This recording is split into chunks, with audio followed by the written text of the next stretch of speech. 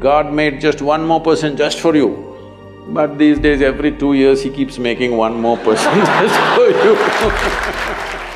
If two happy people meet, then there can be something wonderful happening between them.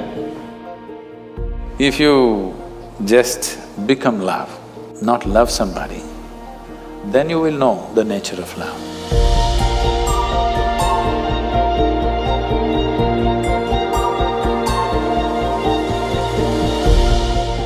How do you know that the person you are with is the right person for you? Oh, popular, eh? It once happened.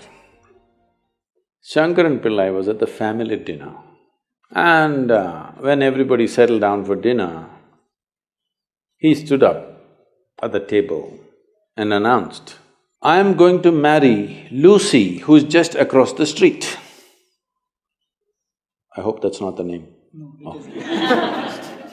Then the father said, "What? You going to marry Lucy? She has nothing. She's like a tramp.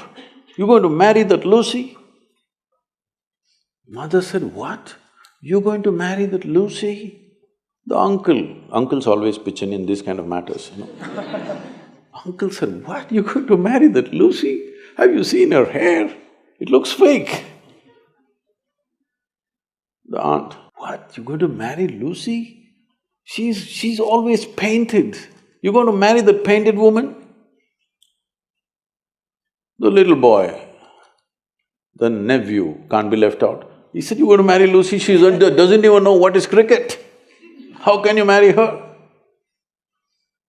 Shankaran Pillai stood his ground and said, "Yes, I'm going to marry Lucy." Everybody asked in one voice, "Why?" He said, "Because she has no family." There are no many opinions to battle with. So, who is the right person? I don't want to take away all the romance from your life.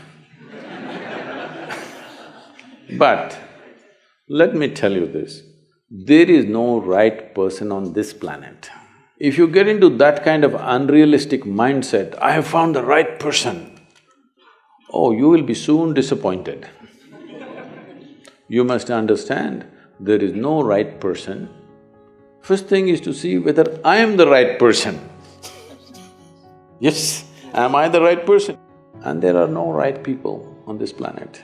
If you understand, you have your nonsense, they have their nonsense. We can adjust nonsense. Go on. First and foremost thing is, you bring yourself to your place where your experience of life is just pleasant by yourself. You're wonderful. Now, let us see what gets drawn to this one. If you're really wonderful, things will happen in every way, I'm saying. And this whole thing is an American thing, that there is a soulmate somewhere. God made just one more person just for you, but these days every 2 years he keeps making one more person just for you. Obviously, God is making too many mistakes with you. See, body needs a mate, understandable. Maybe psychologically also you need a mate, understandable. Emotionally you need a mate. A soul cannot need a mate. So soul doesn't need a mate, nor was some person made perfectly for you, okay? If you invest a deep sense of involvement, something wonderful may happen. It's because of your involvement, not because the other person is fantastic. No, even if you choose a fool, actually it's easy that way. If they're not stupid, why would they come to you first of all? No, I'm just being nasty. So, even if you choose a fool, it doesn't matter. If you involve yourself, it can turn out very beautiful. You chose the smartest person in the universe, it could be a disaster. So, do not think in terms of, whatever this made for each other nonsense. No, you choose the opposite actually. But after some time, after a little bit of time, you slowly start expecting they're just like you. This is a serious mistake. Because if one more person becomes just like you won't be able to bear with them for 2 days. Nobody is like you, and that's good. Don't look for sameness, not necessary. Because of the difference you tango, not otherwise.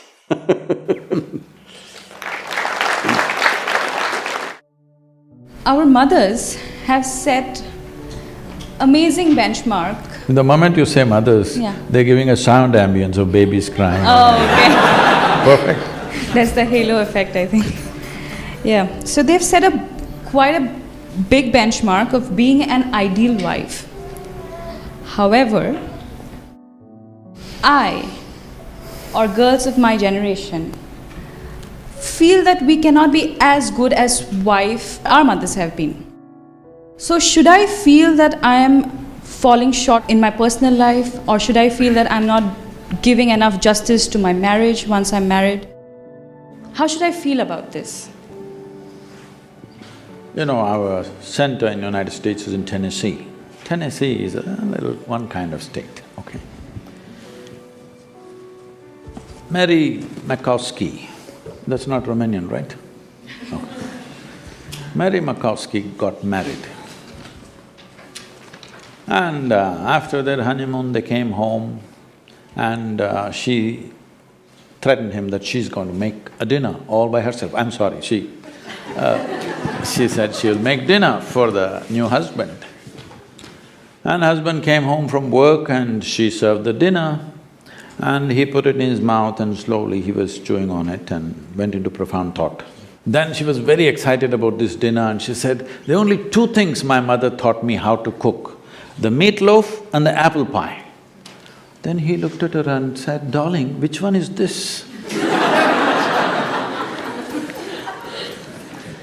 So, your mother, your grandmother, how they made good wives? Largely it was believed the way to a man's heart is through his stomach.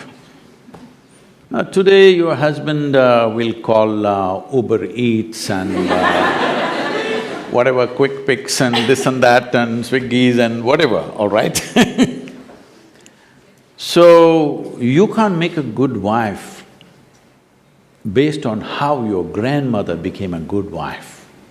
You can't become a good wife based on how your mother became a good wife. Situations have changed, expectations have changed. It's not in the stomach anymore. For some, it's gone up into the head, for some, it's gone further south. Yes? So, you don't do that. Essentially, what a husband and wife means is, because you're not geared, most people are not geared. Very few people in this world are geared to make this journey of life all by themselves. They're organized enough within themselves totally. They never feel anything missing in their life because they've made themselves like that. But most people need somebody else to lean on. Either emotionally, psychologically, there are needs in a human being, physical needs, psychological needs, emotional needs, maybe social needs, economic needs, variety of needs. To fulfill these needs, you want to find one person that you can depend on. Because it's very difficult even to find one person with whom you can share everything that you have, your body, mind, emotion and works. So this is the idea. Formalizing it is so that every time you get some little friction, you don't fall apart, so little tying up so that things don't fall apart very easily, all right? Nothing else. The biggest mistake humanity made was, they started saying marriages are made in heaven, that's why it's such a mess. No, it's done here. If you see, marriages are made between us and we took responsibility for who we are, we could have made it work, but the damn thing is made in heaven.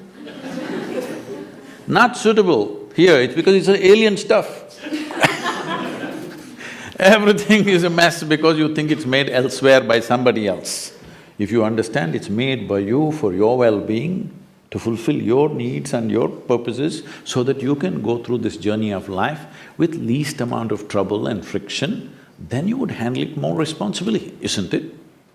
And according to contemporary needs, not how your grandmother did her marriage. You can't do it that way because expectations and situations have completely altered themselves.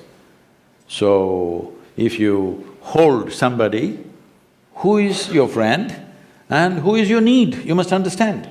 You are in this relationship because you need. Maybe the other person also needs, but that's from their side. As far as you are concerned, you made this relationship because you need it badly, isn't it? If you understand and you're always grateful for this, that somebody is fulfilling all your need, you would handle it well. You wouldn't make a misery out of it. But now you think somebody else needs you, then you will make a mess out of it. You understand, you need it.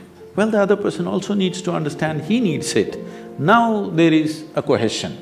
If you think, oh, you need me, so I'm going to exploit you. No. This is not about you squeezing happiness out of somebody or they squeezing happiness out of you. If two happy people meet, then there can be something wonderful happening between them. But you are a misery and you think somebody else should be the source of your happiness, well, it'll multiply. In this materialistic age, the real feeling of love is disappearing from our life. Most of the love we receive from others and express to others is superficial. How can we reinforce the real feeling of love in our own life and in others? Forget about others. If you learn to be loving by your own nature, not because of somebody else or something else. I know the question is coming from Facebook, there's an enormous possibility. You can even love those people who don't even exist. So I'm saying it's a tremendous possibility. So, if you just become love, not love somebody, then you will know the nature of love. If you love somebody, it's a fickle happening because no human being will happen 100% the way you want them. Every human being on this planet is going to disappoint you, believe me. Not because they'll do something wrong, because nobody can fulfill the unrealistic expectation you have of them. It's simply not possible. Have you been able to fulfill anybody's expectation, I'm asking you, entirely? Partially, but never entirely, isn't it? Believe me, whoever comes, I want you to know, the ideal people whom you worship, when Krishna was there, his wives complained. All right?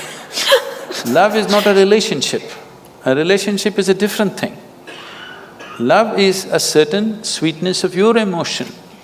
Whether you look at a tree or a dog or a man or a woman or a child or just at the sky, why can't you look at it lovingly? Because it's not about loving the sky, it's about the sweetness of your emotion. If your emotions are sweet, whatever you look at it in a certain way.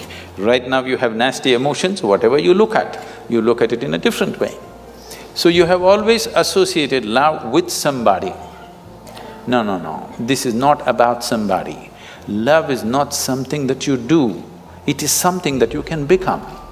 If you're willing, you can become love, you can make your emotion into a very sweet space. If you make your body very pleasant, it becomes pleasure.